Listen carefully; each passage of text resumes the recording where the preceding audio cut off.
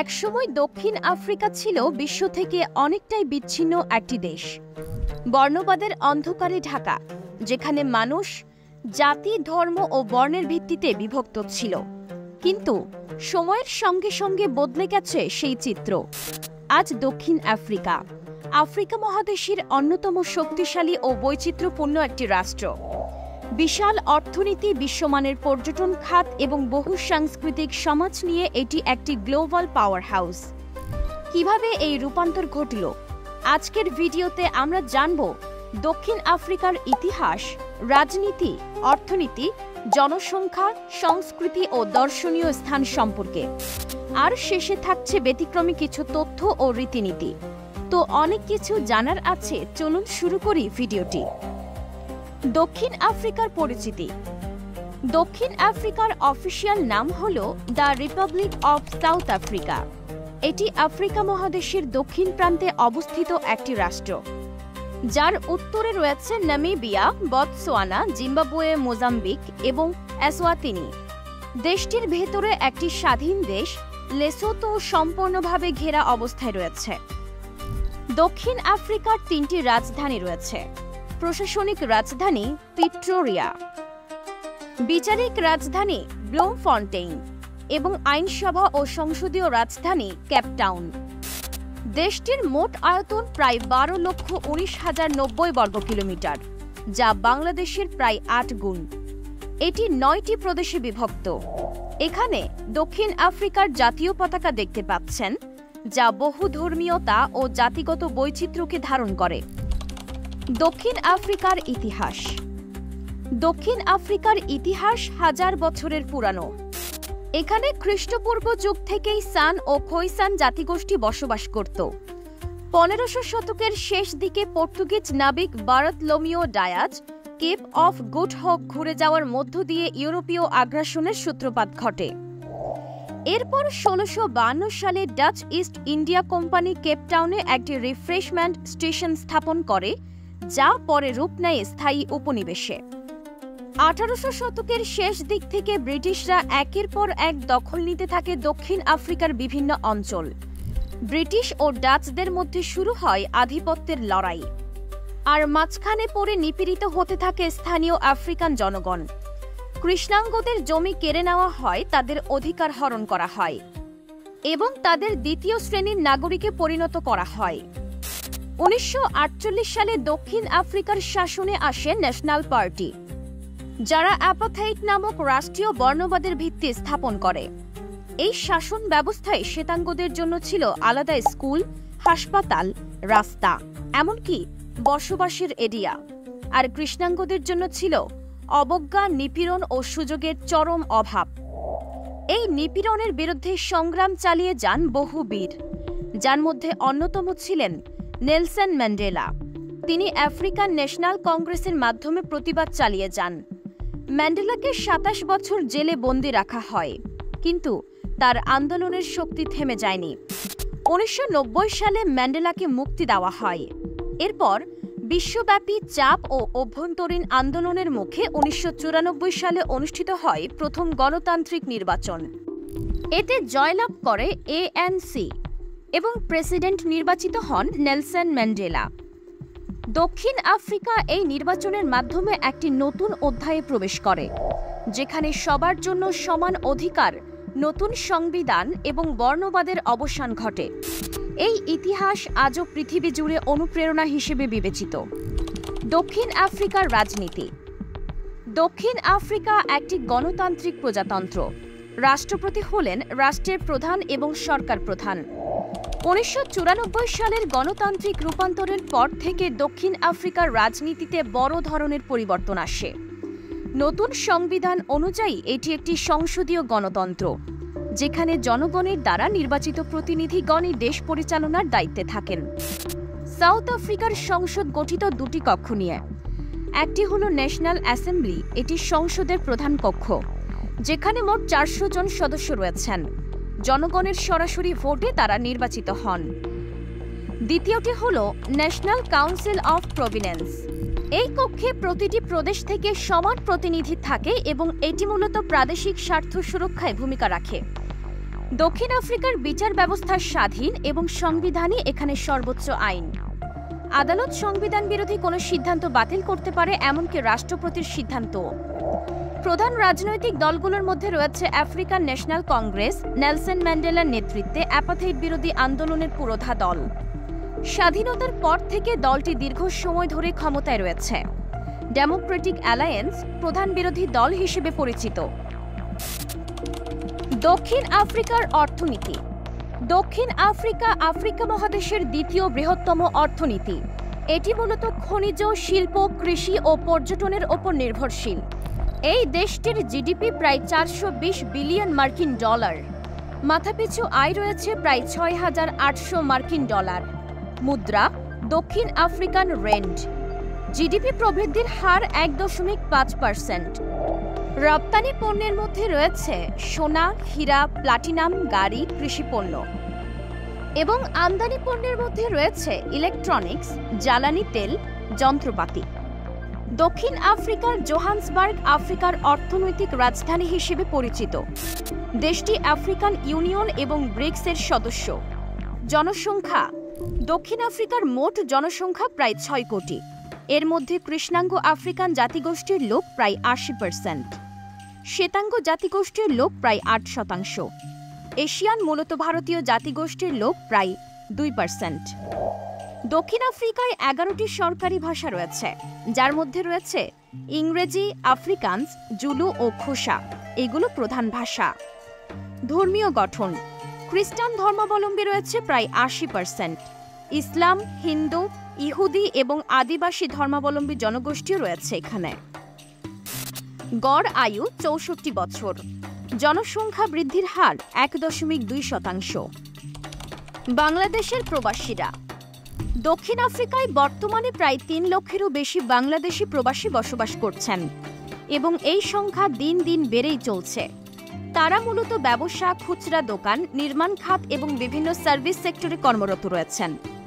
বিশেষ করে ছোটখাটো মুদি দোকান, mobile accessories, hair cutting salon, restaurant এবং টেইলরিং, এইসব খাতে বাংলাদেশিদের ব্যাপক উপস্থিতি লক্ষ্য করা যাচ্ছে। বাংলাদেশি প্রবাসীরা দক্ষিণ আফ্রিকার কেপ টাউন, ডারবান এবং জোহান্সবার্গ শহরে তুলনামূলকভাবে বেশি সংখ্যায় বসবাস করছেন। এই শহরগুলোতে বাংলাদেশি কমিউনিটি বেশ সংগঠিত।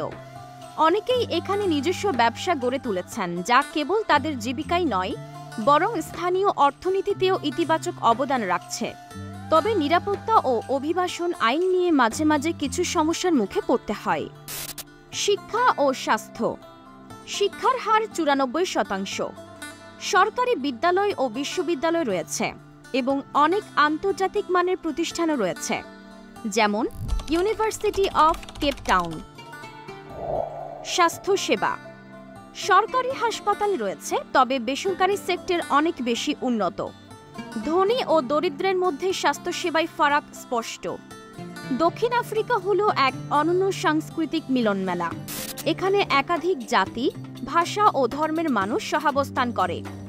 এই বৈচিত্র্যপূর্ণ সমাজের কারণে দক্ষিণ আফ্রিকাকে বলা হয় রেইনবো নেশন, যা এক রঙিন ঐক্যের প্রতীক। প্রধান উৎসব ও সাংস্কৃতিক অনুষ্ঠানগুলো। হেরিটেজ ডে প্রতি বছর 24শে সেপ্টেম্বর উদযাপন করা হয় এই দিনটি। এটি দক্ষিণ আফ্রিকায় প্রতিটি জাতিগোষ্ঠীর নিজস্ব ঐতিহ্য, সংস্কৃতি ও ইতিহাসকে সম্মান জানানোর দিন। ফ্রিডম ডে 27শে এপ্রিল পালিত হয় এই দিনটি, যা 1994 সালের প্রথম গণতান্ত্রিক নির্বাচনের স্মরণে উদযাপিত হয়। এটি স্বাধীনতা, গণতন্ত্র এবং নেলসন ম্যান্ডেলার বিজয়ের স্মারক। ঐতিহ্যবাহী খাবার। দক্ষিণ আফ্রিকার খাবার যেমন বৈচিত্র্যময়, তেমনি এটি প্রতিফলন করে দেশের বহুজাতিক সংস্কৃতি ও ইতিহাসকে। আফ্রিকান উপজাতি, ডাচ, ব্রিটিশ, ভারতীয় ও মালয় প্রভাব মিলে তৈরি হয়েছে এখানকার একটি স্বতন্ত্র খাদ্য সংস্কৃতি। প্রথমেই রয়েছে ব্রাই। এটি দক্ষিণ আফ্রিকার সবচেয়ে জনপ্রিয় ঐতিহ্যবাহী খাবার ও সামাজিক রীতির অংশ। ব্রাই হল স্থানীয় স্টাইলে বারবিকিউ, যেখানে কাঠ বা কাঠ কয়লায় মাংস, সসেজ, চিকেন বা মাছ গ্রিল করা হয়। এটি শুধু একটি খাবার নয়, একটি সামাজিক আয়োজন, যেখানে পরিবার প্রতিবেশীরা একত্র হয়। দ্বিতীয় নম্বরে রয়েছে বোবোটি, একটি সুস্বাদু বেকড ডিশ যা সাধারণত মশলাদার কিমা মাংস, ড্রাই ফ্রুটস ও ডিমের মিশ্রণ দিয়ে তৈরি করা হয়। এটি মূলত মালয় ও ডাচ প্রভাব বহন করে। ওপরের দিকে ডিমের স্তর এবং নিচে মাংস, এই দ্বিস্তর খাবারটি চরম জনপ্রিয়। এরপরে রয়েছে সামোসা ও কারি। ভারতীয় অভিবাসীদের মাধ্যমে দক্ষিণ আফ্রিকার বিশেষ করে ডারবান অঞ্চলে সামোসা ও নানা ধরনের কারির জনপ্রিয়তা রয়েছে। এখানে মশলাদার চিকেন কারি, বানি চাও এবং ডালও খুব প্রিয়। বানি চাও হলো এক ধরনের হালকা খোদাই করা পাউরুটির ভিতরে ঢেলে দেওয়া কারি, যা স্থানীয় ও বিদেশি পর্যটকদের কাছে অত্যন্ত জনপ্রিয়। পোশাক। দক্ষিণ আফ্রিকায় পোশাকের ধরন মূলত বহুজাতিক সংস্কৃতির প্রতিফলন। জুলু গোষ্ঠীর পোশাক সাধারণত রঙিন পুঁতি, পশমের তৈরি গহনা ও মাথার অলঙ্কারে সাজানো হয়। বিশেষ অনুষ্ঠান, বিয়ের উৎসব কিংবা জাতীয় দিবসে তারা ঐতিহ্যগত পোশাকে সজ্জিত হন। এরপরে রয়েছে খোসা সম্প্রদায়ের পোশাকেও দেখা যায় সাদা, কালো ও নীল রঙের ছাপা ডিজাইন, পুঁতির কাজ ও পোশাকের ওপরে আলাদা অলংকার। নারীরা সাধারণত অনুষ্ঠানে রঙিন স্কার্ট, মোটা বোনা শাল ও পুঁতির গহনা পরে থাকেন। পুরুষেরা অনেক সময় পশম দিয়ে তৈরি বা চামড়ার ঐতিহ্যবাহী পোশাক ব্যবহার করেন। আবহাওয়া। দক্ষিণ আফ্রিকার আবহাওয়া ভিন্ন ভিন্ন অঞ্চলে ভিন্ন রকম। শীতকাল জুন থেকে আগস্ট, তাপমাত্রা থাকে 8 থেকে 20 ডিগ্রি সেলসিয়াস। গ্রীষ্মকাল ডিসেম্বর থেকে ফেব্রুয়ারি, তাপমাত্রা থাকে 25 থেকে 35 ডিগ্রি সেলসিয়াস। সামরিক বাহিনী। সক্রিয় সেনা সদস্য ৭৫,০০০। প্রতিরক্ষা বাজেট প্রায় $3 বিলিয়ন। জাতিসংঘ শান্তিরক্ষা মিশনে অংশগ্রহণকারী দেশগুলোর মধ্যে ব্যাপক অন্যতম। পর্যটন ও দর্শনীয় স্থান। দক্ষিণ আফ্রিকা শুধু একটি দেশ নয়, এটি যেন প্রকৃতি, ইতিহাস ও সংস্কৃতির এক বর্ণাঢ্য আলোকছটা। এখানে এমন সব স্থান রয়েছে যা প্রতি বছর লক্ষ লক্ষ পর্যটককে আকর্ষণ করে। Table mountain. কেপটাউনের ঠিক পেছনে অবস্থিত এই সমতল শিখর বিশিষ্ট পাহাড়টি দক্ষিণ আফ্রিকার সবচেয়ে আইকনিক স্থান। কেবল কারে চড়ে উপরে উঠলেই চোখের সামনে খুলে যায় কেপটাউন শহর, আটলান্টিক মহাসাগর ও প্রশস্ত উপকূলের মনোমুগ্ধকর একটি দৃশ্য। ক্রুগার ন্যাশনাল পার্ক বিশ্বের অন্যতম বৃহৎ ও প্রাচীন সাফারি পার্ক। এখানে আপনি দেখতে পারবেন বিখ্যাত বিগ 5, সিংহ, হাতি, গন্ডার, চিতা ও মহিষ। প্রকৃতি ও বন্যজীবনের এক বিশাল মঞ্চ এটি, যা অ্যাডভেঞ্চার প্রেমীদের স্বর্গরাজ্য। এরপরে রয়েছে রোবেন দ্বীপ। এই দ্বীপে দীর্ঘ 27 বছর বন্দী ছিলেন নেলসন ম্যান্ডেলা। এখন এটি একটি জাদুঘর এবং ইউনেস্কো ওয়ার্ল্ড হেরিটেজ সাইট। দক্ষিণ আফ্রিকার মুক্তিযুদ্ধ ও ইতিহাস বোঝার জন্য এটি এক আবেগঘন গন্তব্য। এরপরে রয়েছে কেপ অফ গুড হোপ। এই স্থানটির ইতিহাসে জড়িয়ে রয়েছে ইউরোপীয় নাবিকদের প্রাচীন সমুদ্রপথের খোঁজ। পাশাপাশি এটি একটি অসাধারণ প্রাকৃতিক সৌন্দর্যের স্থান, পাহাড়, সমুদ্র ও বন্যপ্রাণীর এক অভাবনীয় মিশ্রণ। এরপরে রয়েছে ব্লাইড রিভার ক্যানিয়ন, বিশ্বের তৃতীয় বৃহত্তম ক্যানিয়ন, আর এটি সবুজে মোড়ানো। জলপ্রপাত, পাহাড়ি খাঁজ আর বিস্তৃত উপত্যকার সৌন্দর্যে একটানা তাকিয়ে থাকার মতো একটি প্রাকৃতিক দৃশ্য। দক্ষিণ আফ্রিকার ব্যতিক্রমী তথ্য ও রীতিনীতি। দক্ষিণ আফ্রিকা শুধু তার প্রাকৃতিক সৌন্দর্য ও ইতিহাসের জন্যই নয়, বরং কিছু বিস্ময়কর ও ব্যতিক্রমী বৈশিষ্ট্যের জন্য বিশ্বে স্বতন্ত্রভাবে বেশ পরিচিত। বিশ্বের অন্যতম বৃহৎ হীরা খনি দক্ষিণ আফ্রিকায় অবস্থিত কিম্বারলি ডায়মন্ড মাইন, যাকে বিগ হোল নামে ডাকা হয়। এটি বিশ্বের সবচেয়ে বিখ্যাত হীরা খনিগুলোর মধ্যে একটি।